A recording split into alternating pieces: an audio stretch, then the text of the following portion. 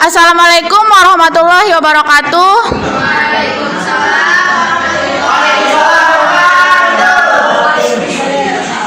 Kami dari kelompok 4 dengan saya Nurul Silviana. Saya Azwar Hafiz Syahbudin.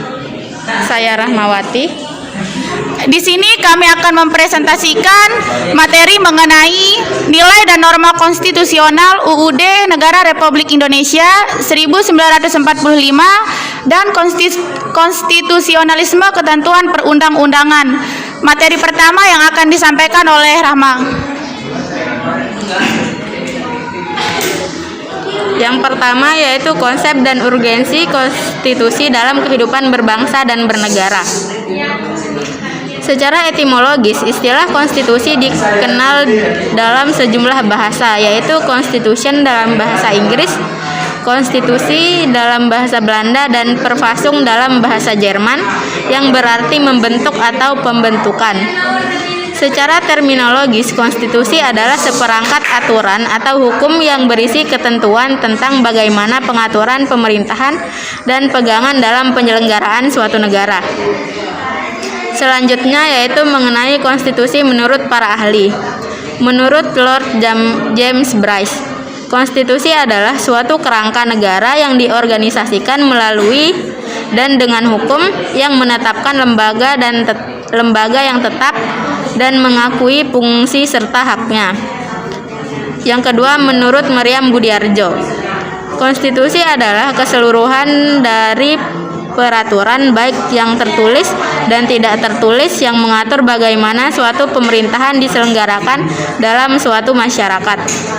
Yang selanjutnya yaitu menurut C.F. Strong, sekumpulan asas-asas mengenai kekuasaan pemerintah, hak-hak yang diperintah, dan hubungan antar keduanya. Selanjutnya yaitu fungsi konstitusi.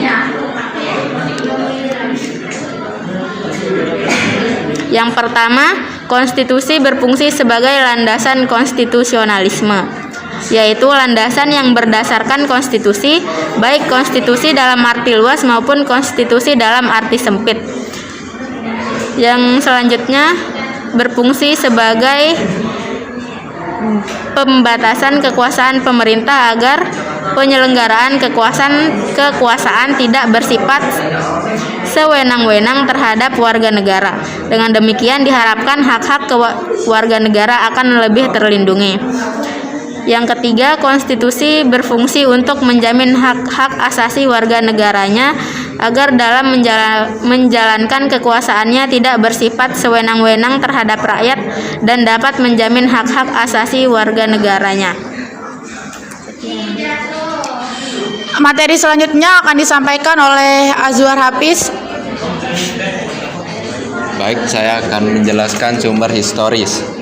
Menurut Thomas Hobbes, manusia pada status natural bagaikan serigala, hingga timbul Homo homini lupus yang kuat mengalahkan yang lemah, volum omnius contra omnes, perang semua lawan semua, pactum onionis, perjanjian antara sama manusia, pactum subjectionis, rakyat menyerahkan kekuasaan kepada penguasa. Yang kedua, primus inter pares.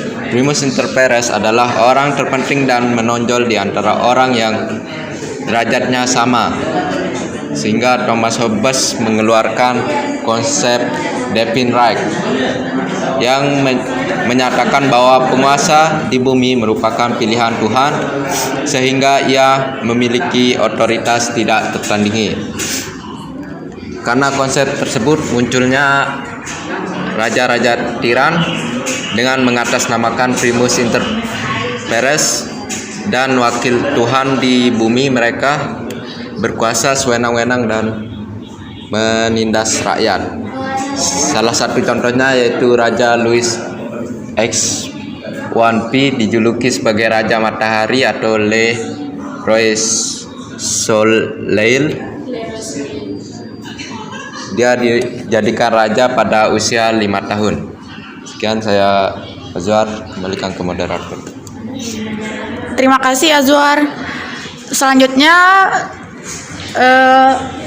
dinamika dan tantangan konstitusi. Adapun periode berlakunya Undang-Undang 1945 hingga periode perubahan Undang-Undang 1945. Periode berikutnya Undang-Undang Dasar 1945 dari 18 Agustus sampai 27 Desember. Pada tahun 1945 sampai 1950, undang-undang tidak dapat dilaksanakan sepenuhnya karena Indonesia disibukkan dengan perjuangan mempertahankan kemerdekaan. Maklumat Wakil Presiden pada 16 Oktober 1945 memutuskan bahwa kekuasaan legislatif diserahkan kepada Komite Nasional Indonesia Pusat atau KNIP. Karena MPR dan DPR belum terbentuk, pada 14 November 1945 dibentuk Kabinet Semi Presidensial atau Semi Parlementer yang pertama, sehingga peristiwa ini merupakan perubahan pertama dari sistem pemerintahan Indonesia terhadap Undang-Undang Dasar 1945. Selanjutnya, periode berlakunya Konstitusi RIS tahun 1949. Selanjutnya, periode Undang-Undang Dasar 1950 dari tanggal 17 Agustus sampai dengan 5 Juli. Pada periode Undang-Undang Dasar 1950 diberlakukan sistem demokrasi parlementer yang sering disebut demokrasi liberal. Pada periode ini kabinet silih berganti. Akibatnya pembangunan tidak berjalan lancar. Masing-masing partai lebih memperhatikan kepentingan partai atau golongannya. Selanjutnya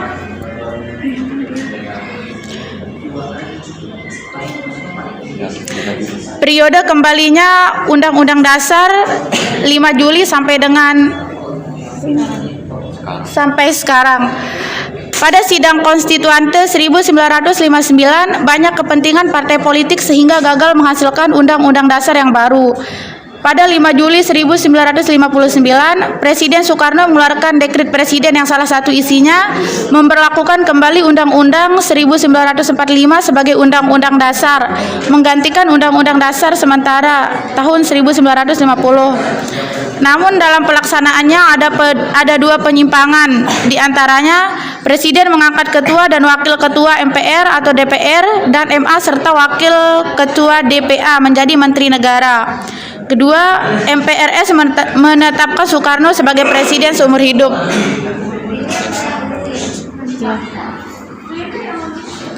Selanjutnya, perbedaan sistematika UUD 1945. Sebelum amandemen, 16 bab, 37 pasal, 49 ayat, 4 pasal aturan peralihan dan 2 aturan tambahan. Sesudah amandemen, 21 bab, 73 pasal, 170 ayat, 3 pasal aturan peralihan dan 2 ayat aturan tambahan. Sekian dari kelompok kami, kurang dan lebihnya kami mohon maaf. Wassalamualaikum warahmatullahi wabarakatuh.